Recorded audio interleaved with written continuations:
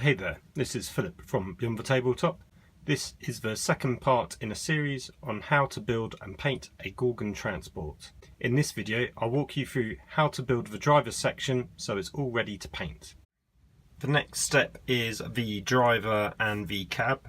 There's two versions of the build, so you can build it with the driver actually in place in the cab itself or without. On one hand, the cab itself isn't very visible, so if you want to do a minimum effort, you could build it without the cab and not bother too much with painting the detail inside, because it won't be very visible. So this piece I don't need because I'm going for the driver option. The driver is here and then his arms are here. So these two bits need painting up.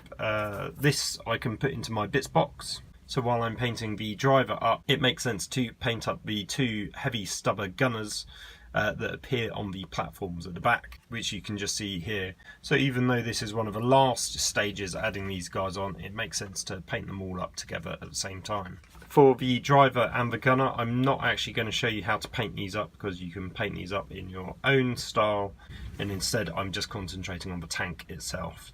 I also have a tutorial on painting up the grenadiers, which is very similar to these. So that's the driver that's going to get painted up. So the next stage is to do the cab.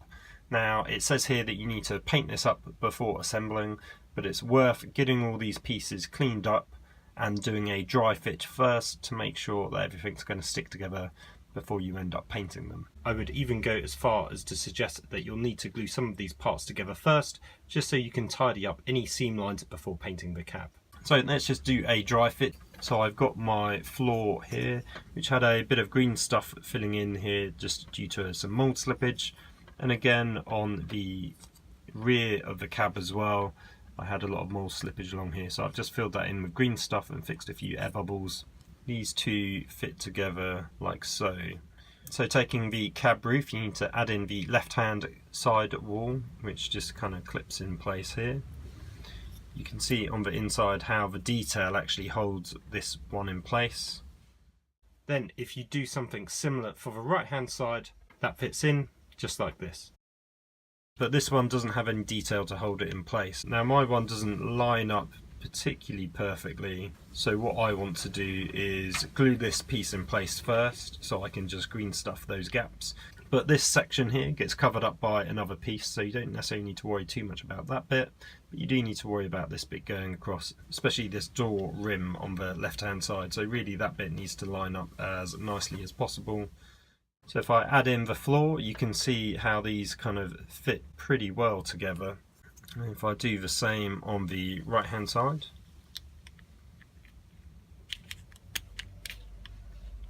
it kind of clips in place.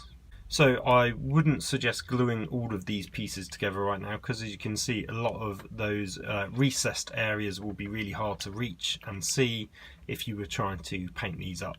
If you didn't really care about painting in any of these details, you could probably get away with it, because you'll only be able to see into the cab through these doors on either side. So if I bring in this back unit, you can see how these pieces should fit together. Now if we just look at the inside of the cab, there's not a whole lot you can see through the doors once it's all assembled, and once you've added in the driver, that's going to restrict the view even further. Now the position of my light probably is casting a bit too much of a shadow, so you'll likely be able to see more than you can in this video. Now it's all down to your personal preference how much of that inner cab detail you want to paint up. You could just leave it all black and it probably wouldn't be too noticeable. I'm going to paint mine up in a similar style with the insides of my other tanks, where they've got a white colour scheme which is very reminiscent of the World War II British tanks. And by it being white, it will be actually a lot easier to see some of the detail inside than if it was a darker colour. Next to the cab assembly are the right gun position and left gun position, which is worth doing a test fit of now. You can see it slightly better in this picture here where the cab is in the middle. There's also a rear door which will need adding, but we don't need to worry about that for now because we're just going to look at how the cab mounts with the two gun positions. So with the cab just held in place, this gun mount should fit just like this. Now you can see that that actually covers up this seam line just here, so you don't need to worry too much about that one. With that all done, we can move on to gluing the cab parts together. So here are the 4 cab pieces with all their internal sections that need painting up. So what I'm going to do is take the top piece and the right hand side piece and glue these two together. This will allow me to green stuff this top seam here, which will be quite visible, and just make sure that that door section lines up really well before I paint it. However, by having that piece in, it's not actually restricting my view in terms of painting anything. I think I should be able to manage painting the whole cab with that corner piece in. I wouldn't suggest gluing in the left hand piece purely because there's a lot of overhang detail which will be difficult to paint. So I would paint this one up separately first, and then you can just glue it in quite easily afterwards. Likewise, you could potentially glue these two elements together first and then paint them up together as one piece. That way that would be one piece, this would be one piece, and then you'll just have that piece on its own. So in terms of painting up, you've actually only got 3 pieces instead of 5, and that might make the final build of assembling the cab that little bit easier. So I've gone away and I've glued together all the pieces that I need. So I've done the floor and the rear of the cab. So that's now one piece. I've got the top of the cab with the right hand side. As you can see, this bit didn't line up very well, so there was a fair bit of green stuffing needed, which is why I wanted to glue that piece in first. And as you can see on the inside, there was a fair bit of green stuffing as well. That was quite important to do now because it would affect the paint job inside. And if I just assemble these 2 pieces, you can see how it all fits together. I'm not too worried about this gap just here because that will fit in place, and potentially just needs a little bit of a heat gun just here to help bend that cab piece around. And lastly, I've got the left hand side. So that's all ready to be painted up just as it is.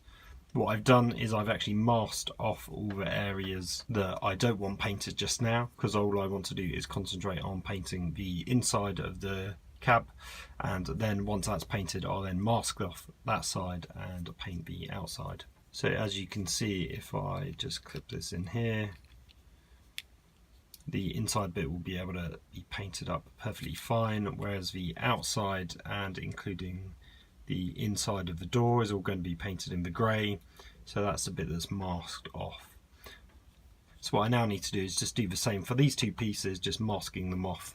So what I've got is some Tamiya tape. This one's 9mm wide, so all I'm going to do is just use the tape to carefully mask out the sides and the back areas that I don't want painted right now. The reason why I'm masking my bits up is because I'm going to use my airbrush for both the undercoating and doing all the base coats, and therefore I don't want to get any overspray. Potentially you could prime everything and then just concentrate on painting the inside by hand, but as I'm going to be priming the Gorgon as a whole once it's built, I don't really want to accidentally respray over these areas and lose some of the detail. That's why I'm spending a bit more time now just carefully masking up all the areas. I've now got all 3 pieces masked up.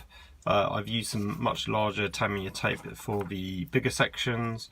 Rather than masking just the edges, I thought it would be best to mask out the entire pieces, just so the only bits that are visible will be the bits that I'll be painting.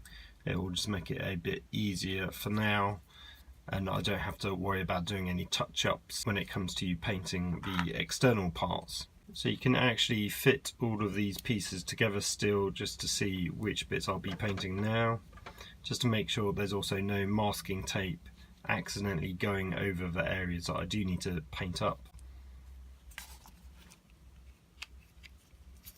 And then you can see it fits together like so. One thing I decided to do was not mask up this doorstep.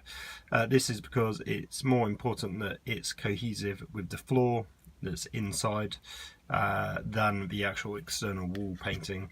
It's probably going to end up being very heavily chipped and weathered anyway, so it probably won't be too noticeable, but I figured it would be better to paint this up now and actually paint up the rim of the door at a later date. It should be quite straightforward to add some masking tape to this step and keep that covered when I'm painting the external parts. If I bring in the gun platform, you could see here roughly how it should all fit together.